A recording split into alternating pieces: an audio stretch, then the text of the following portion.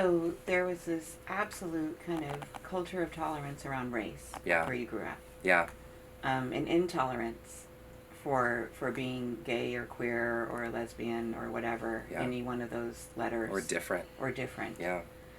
And the acceptability around race also ran in your family, Yeah. because you had when your parents got divorced, you had two different cultures, right? Totally. Can you talk about that a little? Yeah, so gosh, my family dynamic around race is so fascinating. So my mom is Persian, and she is adopted into an Italian family, okay? And my mom was adopted when she was, I think, 2 days old or something like Wow. that. And only until just a couple years ago, which is a whole nother story, we found her biological family.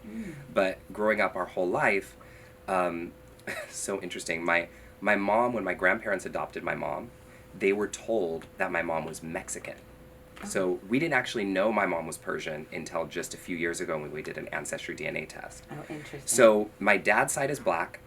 Mom is Persian but thinks she's Mexican, adopted into an Italian family. Right. So you see this like identity crisis happening here. Yeah. But like my screen name on AOL Instant Messenger, for people who remember AIM, was Blaxican Boy 22. Like that's how like identified. So you identified as black and Mexican. Sí, yo hablo español también. Like Ah. everything. And so it's just like very, integrated in that way. But what was also interesting about that, growing up that way, is in my home, where I lived primarily with my mom, me and my sister, or if she was gone, just me, I was always the only black guy in the room. My grandparents are white. My cousins have blue eyes and blonde hair. Our family parties, like our family Sundays, were huge parties with pasta dinners, Italian pasta dinners, where I'm the only black guy in the room.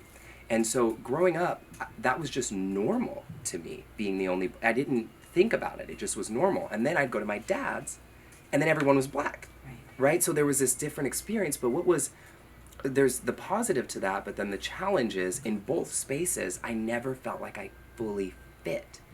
And I would kind of switch characters. So like when I would go to my dad's side, everyone grew up in Baptist or gospel church. Well, I grew up Catholic with my mom.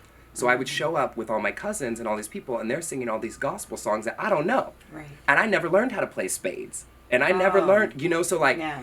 I'm missing a lot of those things. And then you go to this other side with my white cousins, and like, that's a whole different world of things that are missing. So there's this funny in-between space that I kind of would sit in where I never really felt like I belonged in both places. And I think a lot of mixed people have that experience, Yeah. Who or what?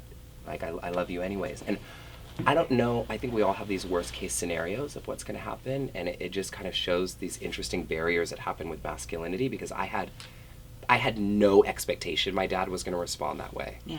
And he was the easiest. Everyone else was much more dramatic than him. Right. So, right. Well, yeah. it sounds like your mother had a really dramatic response. Oh, she was such a drama queen. How is Yeah. she now with it? Oh my God, y'all. My mom, is more of a gay rights activist than I am. Shut up. No joke. She was out protesting for Prop 8 while I was in my bed. Oh. Wait, what's Prop 8? Prop 8 was the proposition about gay marriage in Oh, right, California. right. Okay, yeah, yeah. from years ago. Yeah. But my mom, she during Pride will wear a Pride shirt, do rainbow. She is transformed dramatically, and we're talking about a woman who, when we were walking down the street in San Francisco when I was a kid, she grabbed our hands and said, "Hurry up, cross the street. Those gay people are coming. We don't want to get HIV." Like, that's how far she's come. I'm so proud of her growth in this, and she's been so open to learning from being super Catholic and not being open to different things to now my mom has crystals and meditates and uses essential oils. So it's been an amazing thing to watch her journey and her growth over this process as well. It's been really inspiring. When belief systems are passed down from generation to generation like that, to see someone wake up to that maybe the truth is different than this belief system that they've been given from their parents, even if they're not biological, it's still the generation to generation.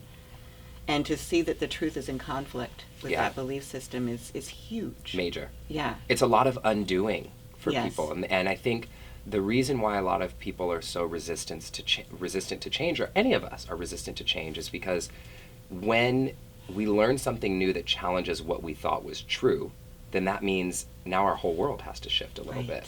Right. And we don't want to shift our world, right? Because we're comfortable in our little boxes. Yeah. But if we're really going to wake up the world, if we're really going to wake up one by one individually, we have to be open to these new truths and being able to hold them all. No alternative facts, but the real truth, The real you know?